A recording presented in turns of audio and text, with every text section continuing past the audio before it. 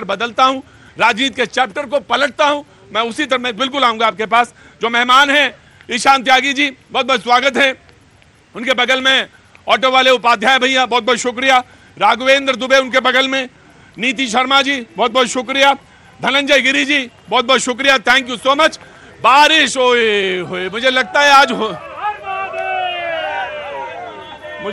आज शो होने नहीं देगा, लेकिन फिर भी मैं कोशिश करता हूं।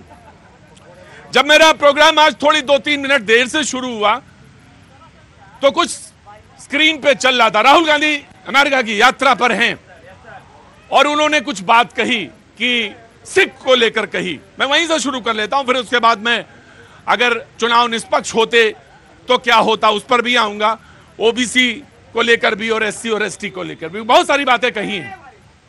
लेकिन मैं सिख समुदाय की तरफ से बात आता हूं। सबसे पहले उन्होंने कहा कि उनको कड़ा पहनने की इजाजत नहीं, उनको टर्बन जो पगड़ी है वो पहनने की इजाजत नहीं। अगर आप जाएं तो देखें भारत में गुरुद्वारे में स्वतंत्रता पूर्वक नहीं जा सकते। मुझे तो लगता है पूरी दुनिया में अगर कहीं अकलियत माने माइनॉरिटीज का सबसे ज्यादा स्वतंत्रता और सबसे ज्यादा खुलापन है तो इस देश में, इस मुल्क में है। तो मैं जानना चाहता हूं कि आखिर राहुल गांधी जी ने यह बयान क्यों दिया। कांग्रेस के प्रवक्ता, उसके बाद मैं बहस को आगे बढ़ाऊंगा। थोड़ा सा मुझे मालूम है आज असुविधा है आपको, लेकिन फिर भी मैं बातचीत का सिलसिला शुरू करता हूं। प्रतीक जी, राहुल गांधी जी ने जो बात बोली है अमेरिका में, वो ये बोली है कि देश में भारतीय जनता पार्टी और आरएसएस हमारे देश को, हमारे समाज को, हमारे लोगों को, हमारे सभी धर्मों को सिर्फ और सिर्फ एक ही रंग के चश्मे से देखते हैं।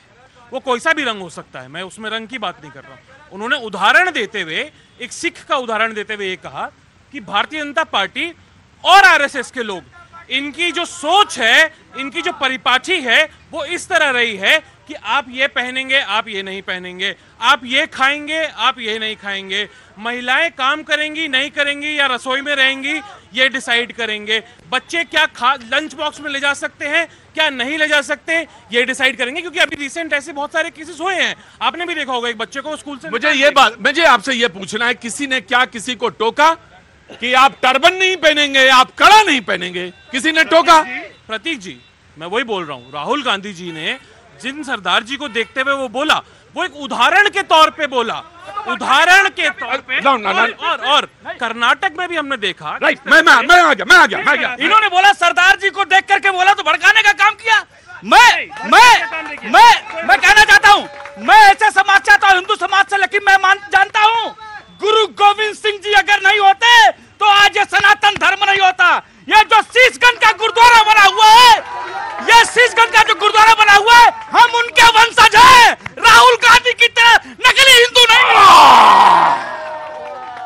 बारिश अपने पूरे शबाब पे, लेकिन सवाल ये है कि आखिर क्या अकलियतों को यहां पे स्वतंत्रता नहीं? त्यागी जी ने बात रखी, त्यागी जी ने बात अपनी रखी। ऑफ कोर्स मैं बीजेपी के प्रवक्ता को देता हूं, उसके बाद आगे बात बढ़ाता हूं। जी प्रतीक जी, बड़ा दुर्भाग्यपूर्ण है, मैं आचार्य चरणक को प्रणाम करता हूं कि 3000 साल पहले उन्होंने जो हेलेना की बेटी खिलना की शादी सेल्यूकस की बेटी के साथ चंद्रगुप्त से करने का समय जो कंडीशन रखी थी, वो इस पीढ़ी को जाकर नेट पर पढ़नी चाहिए थी। हमारे यहाँ मातृसत्तात्मक समाज रहा है पहले से, कुंती पुत्र तमाम महिला माता तो सोनिया माइनो पुत्र राहुल विंची ने जो बात कही है, मैं उस पर बात पे आता हूं। उन्होंने क्या कहा? सरदार पर कहा। सरदार कौन है? कौन है? इस हिंदू परिवार के बड़े बेटे ने सर पे पगड़ी बांध ली, सर पे पगड़ी बांधी तो सरदार हो गए, और सरदार हो गए तो असरदार हो गए, असरदार हो गए। और गुरु गोविंद सिंह ने क्या कहा कि जात धर्म के वास्ते 4 दिए सुतवार। जब माता गुजरी ने उनसे पूछा कि बच्चों का क्या हुआ, तो उन्होंने कहा कि जात धर्म के वास्ते 4 दिए सुतवार, 4 गए तो क्या हुआ, जीवित कई हजार। और ये बात है, मैं उसके पीछे की, मैं उसकी बात की तह तक जाना चाहता हूं कि आखिर मैं आप ही को दूंगा, आखिर है क्या, ये वजह क्या है, ये क्यों कहा, व्हाट्स द रीजन? क्योंकि राहुल गांधी खड़े होते हैं जेएनयू में जाके, भारत तेरे टुकड़े होंगे इंशाल्लाह, इंशाल्लाह के साथ, अफजल हम शर्मिंदा है तेरे कातिल जिंदा है के साथ खड़े होते हैं। ये भारत को बांटने का और एक समुदाय विशेष को खुश करने के लिए पहले से भारत के 3 टुकड़े कर रखे हैं, और राहुल गांधी उसी पर काम कर रहे हैं। उस विघटनकारी शक्तियों के साथ राहुल गांधी राइट श्योर। प्रतीक जी, ये बंच ऑफ थॉट्स किताब है जो इन्हीं के गुरु गोलवलकर साहब ने। बंच ऑफ थॉट्स की जो किताब है उसके 2 संस्करण है, मुझे नहीं मालूम कौन सा संस्करण आप कोट कर रहे हैं। सुन लीजिए ना। अब आप आरएसएस पे बात कर रहे थे ना, अभी हम आरएसएस के बारे में बोले ना राहुल जी ने। आरएसएस ने जो सबसे ज्यादा जिनको मानते हैं गोलवलकर साहब को, उनकी किताब है, उसका मैं पूरा अंदर विश्लेषण में नहीं जाऊंगा क्योंकि 400 पन्ने की किताब है।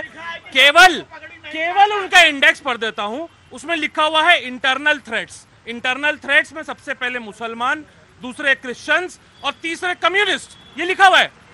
तो ये बताइए, जो लोग जो विचारधारा से आते हैं आरएसएस की विचारधारा से, अगर वो लोगों को, अपने ही लोगों को, अपने देश के लोगों को, जिनका क्रिश्चियंस का भी, मुसलमानों का भी, सिखों का भी, हिंदुओं का भी, सभी